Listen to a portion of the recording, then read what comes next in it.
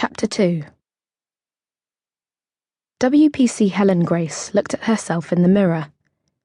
A stray hair hung over her face, and she pulled it away quickly, teasing it expertly back into her scrunchie. The person looking back at her was youthful, but pale. 18 years old, Helen was still finding her look, vacillating between minimal makeup and no makeup at all. She was striking, attractive, even, but however much foundation and blusher she used, she never managed to inject any colour into her cheeks. Her colleagues used to joke that she was a vampire, a young woman risen from the dead. She often felt like that, but in some ways her pallid look suited her. She was a police officer now, and a sober, unflustered countenance lent her a calm authority. Helen had enrolled at Hampshire's police training centre as soon as she turned 18, and was now completing her rotations. Data profiling had been dull, community outreach had been rewarding, but it was her current posting with the transport police that she'd enjoyed the most. Many of her fellow graduates found this odd. Transport was traditionally the preserve of petrol heads, and more glamorous postings were to be found elsewhere. CID, of course, or terrorism, given that the IRA were having a particularly active year. But Helen enjoyed her role and always looked forward to another day at their rundown HQ in Totton.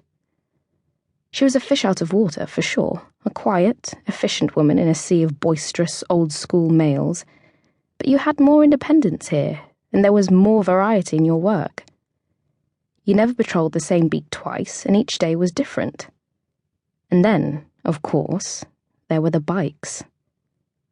Helen had always had a thing about motorbikes. As a teenager, she and her sister had lifted mopeds from the streets of South London, riding the stolen bikes as fast as they could around the local estates. Ever since those days, she'd loved the power, the feeling of independence that a bike gives you. As a kid, it had allowed her to dream of escape, speeding off into a happier future.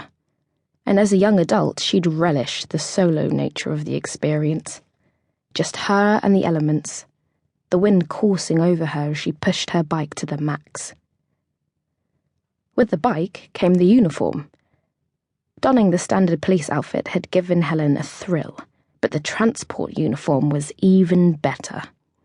She still got a buzz as she put on her leathers every morning, the crowning glory being the moment when the helmet went on. It felt snug, kept the world at one remove, and best of all, it hid her identity.